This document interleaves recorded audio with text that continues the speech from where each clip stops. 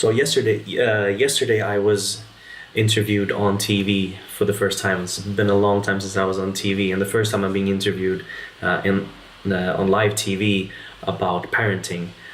Holy smokes, I was so nervous, it was absolutely insane. Anyway, I'm gonna watch the video now for the first time, and obviously I want to share it with you along with my wonderful insights. Is a stay-at-home dad. That's First of all, thanks for coming. Thanks for having me. We're starting from the beginning. Oh, we are. How far? From the beginning, in the sense, you have a son. How old is he? No pressure. He'll be 2 in June. He'll be 2 in June. Can you tell us about your feelings when you got to know that you're expecting a baby with your wife, obviously? Disbelief. Disbelief was the first thing because my wife had these pregnancy sticks that she bought on eBay, like a proper batch of them, which I didn't really trust. So I insisted we go to the pharmacy and get one of the plasticky ones with the display on it. Okay. And it said, 2-3 weeks And pregnant. they're just as accurate, by the way. And then I freaked out. Then it was real. I mean, I wasn't surprised because it was planned and everything, but still, you just created life. Exactly. How do you prepare for that? How did you live the pregnancy with your wife? How was it? It was. I mean, you're asking the wrong person. For me, no, in the sense that, because we're always asking this question, threw me because the off. wife knows Like, she's pregnant, the pregnancy, she's it was very difficult. everything, but we never get really... No, I get what you're saying. I mean, I guess you feel a little bit left outside. Exactly. That's inevitable, right? Yes. Because there's a relationship, a bond that's growing there, and you're not connected to that directly, so you're kind of standing in the next room trying to peek in to see what's going on. So it's a bit weird, but all you can do is just try to be there as much as possible, and yeah. But and the birth. The birth, oh my goodness, that was You noticed 17 hours. My white marks at my sunglasses. That You still see it it up in a natural labor, or Yes. I mean, we were lucky because obviously they were changing shifts between the midwives. Okay. So the one that we actually had 3 shifts during that. So the second one Midwife wasn't number 2? that good because she kept pushing and pushing and nothing was happening. And at the end, she was saying, the midwife was saying, if nothing happens within the next 45 minutes, C-section. And thankfully, their shift changed. The next one who came in, she said, lay on your side and pop. Okay, and he came. Find your position. Yeah, in like 15-20 minutes. Wow, You just find your position, it'll go a lot faster. What were your feelings, Zach? How were your emotions? Just overwhelming. It's crazy. I mean, I'm a very emotional type of person, and for me it was just it's unreal. I mean, it's 0.03 millimeters of something, and bam, you have a baby, and it's crazy. And to follow that development every week, we would get these emails from this whattoexpect.com or something like that. Yeah, and you get to know link to the these details ovulation about how the application if you're ears interested are, in the that. inner ear and the eyes, all these every week. I was true. just amazed. It was like a miracle week after week. It's true. Really intense. I imagine that you were very hands-on from day one. Yes. Needless to say, yeah. And then, What a surprise. how did the idea come about that you will be staying at home? Well, that was decided before she got pregnant, actually. I mean, when we were discussing it, it just made sense because I work in media production, and because I run my own company, I work from home. I can work anywhere, wherever my laptop is. So for me, it wasn't really an issue. And then there's the other side taking that my video clips from we're a bit of a online. flipped couple. She's more of the They're low practical, resolution typical and masculine pixelated. type, and I'm the more nurturing. You could have just asked me for it. I would have given it to him in type of 4K. In fact, we're seeing, if you go, I will explain Maltese, jekk fil-paġna Fatherologist, fil-fatt ħantellaw il-link fuq il-paġna tagħna ta' Facebook se jsibu il-page ta' Emil. How did the idea of this page come about? When? Necessity. I mean, because when she got pregnant, They're showing the whole clip. I went online because obviously there's not a big community of stay-at-home dads in Malta. I mean, they're there, very few. So I went online to try to find information and inspiration or just get feedback from other fathers. But what I experienced was this negative, condescending attitude, which was really unfortunate. And that's one side of it. And the other side is this ego pushing attitude where they're printing T-shirts, hashtag. I was banned from not a babysitter, stay-at-home or stuff like Facebook that. group. I call it Superman complex, which is ridiculous. I mean, women have been doing this for millions of years, and now men want a celebration because they're doing what their women have been doing for millions of years. I just think I just wanted a more subtle, tiny Instagram videos, man. I don't know, humble approach to it, more humane, without this passive-aggressive undertone. They basically had the tone of when they were having these discussions online. I couldn't believe what I was reading. It was like reading the manifesto of a abused housewife or something. But Unbelievable. yeah, it's really weird. So I should have thought seen if the I look on her can't face at this find point. the information or find the content that I need, at least maybe I can provide it for future fathers, future stay-at-home dads who are looking for something that's neither Superman or aggressive or negative, but just the experience without any filters, just provided as it is. In fact, you document a lot of things. There are a lot of sweet photos, but even any food you prepare, anything, you document it in this page and share it with others. Yes, in various media. I've memorized so many numbers and variables with this. And you have a very good following, which is good. It's getting there. It's getting there. And now from this program, I'm sure it gets more. Well, even I was following, in fact, even what you prepare as food, it's very healthy and everything. Can you tell us something about it, how you came about it, how you came with the idea of not giving any sugar, any type of sugar to your kids? Don't you think it's a bit extreme? It's controversial, certainly, but I don't think it's extreme. I mean, because you as a parent, you put the baseline of the palate of the child, right?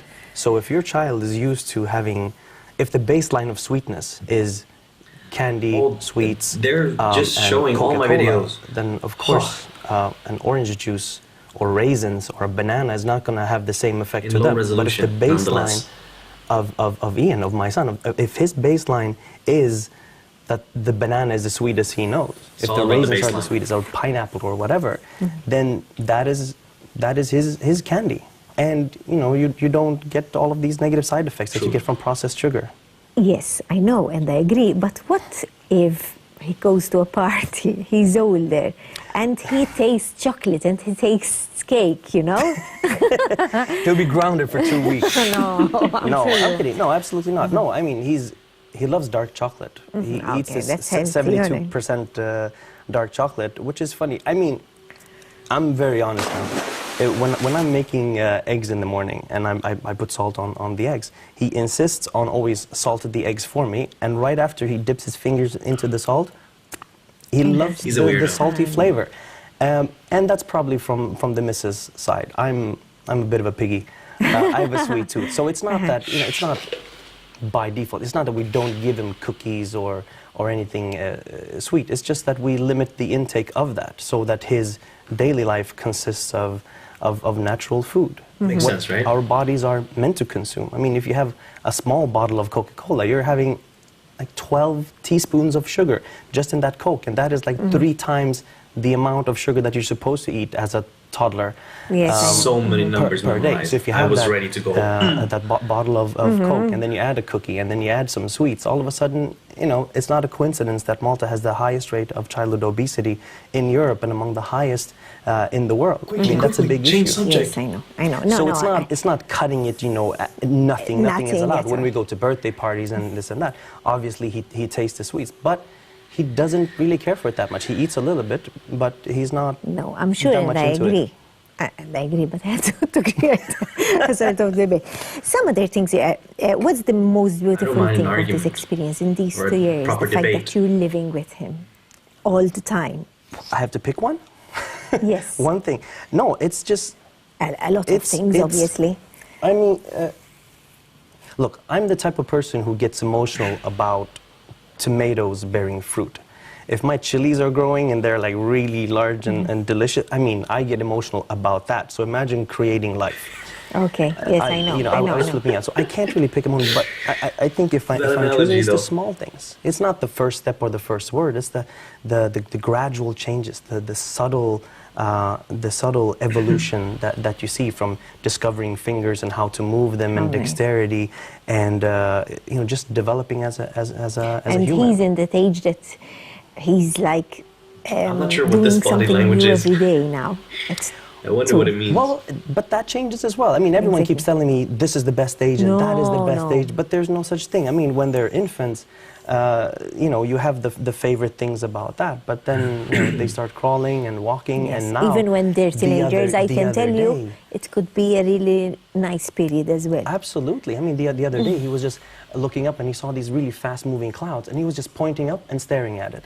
And that was such a, I mean, it's not that he hasn't seen clouds before. I mean, we're blessed with a lot of sun. I did the same. I stopped and I was like this. It just that he was noticing the clouds, and he just paused for a moment and appreciated that, the beauty of it just flying over him. I mean, that's T-shirt with that. Always pause. So, it's all of these things, and I don't think it stops here or at age 4, age 6, because then science comes in, biology, and discovering not just the world around you, but the world outside of our world, and space, and it's endless, I'm sure. Beautiful. You're both lucky to have each other. You are. I think so. I'm sure you're teaching him, discussing with him a lot of values, but can you mention one of the values you value most and you want to pass on to him? Righteousness. Righteousness, to be good for the sake of goodness. I had to go there. To be good for the love of mankind. Not to be good out of fear of a God that is going to punish you, or the law that will punish you, but the understanding that hurting someone else means hurting yourself. And ultimately you lose by doing that. So I think that goes beyond and above everything else. How nice. And it is the meaning of his last name. Beyond. I mean, our last name, Bricha, means blessed or righteous. Wow. So it's something that I really stick close to.